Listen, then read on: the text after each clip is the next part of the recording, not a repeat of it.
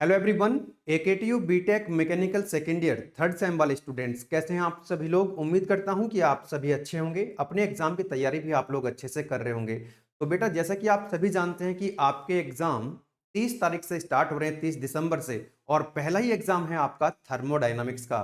ठीक है, तो बहुत ही शानदार तरीके से, जानदार तरीके से आप लोगों को अपनी तैयारी करनी है। और थर्मोडायनामिक्स की पांचों यूनिट के जो वन शॉट है वो हमने आपको प्रोवाइड करा दी है। ठीक है, अब एकेटीयू की जो डेट शीट है वो भी इंप्रूव हो गई है, पहला ही एग्जाम है आपका, तो आप अपने हिसाब से तैयारी करें। ठीक है ना, तो अब आपका नंबर है, अब आपकी बारी है कि आपको अपने एग्जाम की तैयारी बहुत अच्छे से करनी है और बहुत अच्छा स्कोर आपको करना है। ठीक है, तो मोस्ट इंपॉर्टेंट क्वेश्चंस भी यहां पर मैं आपको दे देता हूं। ठीक है, तो सबसे पहले तो आप यहां पर देख लीजिएगा, ये आपकी डेट शीट है बेटा, 30 तारीख को थर्मोडायनामिक्स का एग्जाम है। उसके बाद 1 जनवरी को पाइथन साइबर सिक्योरिटी है, इसके वन शॉट भी आपको मिल जाएंगे। एफएम के वन शॉट भी मिल जाएंगे आपको। ठीक है, 7 जनवरी को है। 9 जनवरी को टेक्निकल कम्युनिकेशन ह्यूमन वैल्यू है, बहुत ही शानदार है ना, वन शॉट इसके भी आपको मिल रहे होंगे।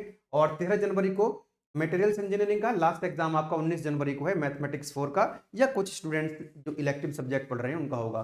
तो थर्मोडायनामिक्स की आप प्लेलिस्ट सर्च कर लीजिएगा। ठीक है, तो यहाँ पर आप देख सकते हैं ये पांचों यूनिट के जो वन शॉट आपको मिल चुके हैं, कहाँ पर, यूट्यूब में भी, और एप्लीकेशन में तो बच्चा जो है ऑलरेडी पढ़ ही रहा है बहुत ही शानदार तरीके से। ओके, तो और इसका जो प्लेलिस्ट है, प्लेलिस्ट का लिंक मैंने इस वीडियो के डिस्क्रिप्शन में भी दे दिया है और कमेंट बॉक्स में भी इसको पिन कर देंगे। ठीक है, आप लोग अच्छे से शानदार तरीके से अपनी तैयारी कर लीजिएगा, पांचों यूनिट के वन शॉट आपको मिल जाएंगे। ठीक है बेटा, चलिए अब यूनिट वाइज, क्योंकि आप क्वेश्चंस की डिमांड करते हैं कि मोस्ट इंपॉर्टेंट क्वेश्चंस जो है, तो यहाँ पर हमने आपको दे दिए यूनिट नंबर 1 के ये मोस्ट इंपॉर्टेंट क्वेश्चंस हैं। लगभग 7 क्वेश्चंस हैं यहाँ पर यूनिट नंबर 1 में। यूनिट नंबर 1 के अंदर बेटा याद रखिएगा कि यूनिट नंबर 1 है, बहुत छोटी यूनिट है।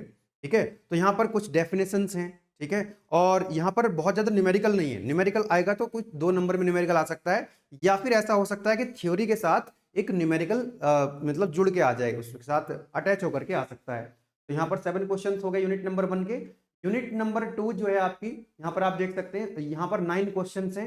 यहाँ पर थ्योरी और डेरिवेशन के क्वेश्चन मैंने दे दिए हैं। यूनिट नंबर 2 में न्यूमेरिकल भी है, डेरिवेशन भी और थ्योरी भी है। ठीक है, तो न्यूमेरिकल की आप लोग प्रैक्टिस कर लीजिएगा, वन शॉट के अंदर भी मैंने यहाँ पर न्यूमेरिकल कराए हुए हैं। नेक्स्ट जो आती है आपकी बेटा यूनिट नंबर 3 आती है। यूनिट नंबर 3 में आप देख सकते हैं यहाँ पर 5 क्वेश्चंस मैंने आपको प्रोवाइड कराए हैं। इसके अलावा न्यूमेरिकल भी मैंने यहाँ पर लिख दिए हैं, तो न्यूमेरिकल आप यहाँ से सॉल्व कर सकते हैं। सिमिलर टाइप के न्यूमेरिकल आएंगे, अब ऐसा नहीं कह सकते कि बिल्कुल सेम न्यूमेरिकल आ जाएगा। जैसे यहाँ पर 3:2:1 दिया हुआ है, अब इसके जगह कुछ और रेशियो भी आ सकता है, 5:4:3 आ सकता है। मतलब सिमिलर क्वेश्चन आएंगे, तो इनकी आप अच्छे से प्रैक्टिस कर लेंगे।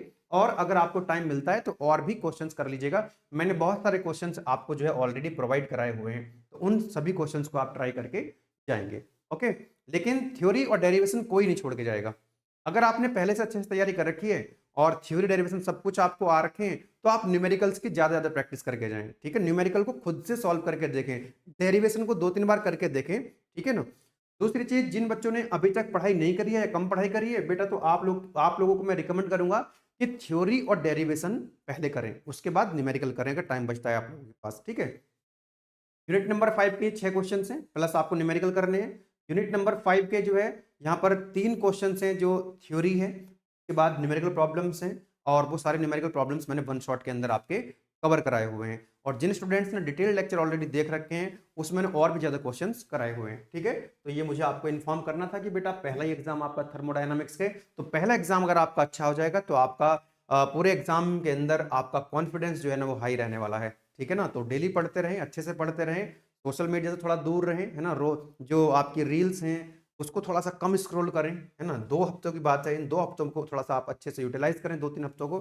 ठीक है ना, तो आपका अच्छा रिजल्ट आएगा, तो ऑब्वियसली आपको अगले अपकमिंग सेमेस्टर्स में कोई टेंशन नहीं होगी, कोई बैक नहीं आएगी। ठीक है ना, तो आप अच्छे से पढ़ाई करें, अच्छा रिजल्ट लेकर आए, आपको आपके एग्जाम के लिए all the best. Thank you.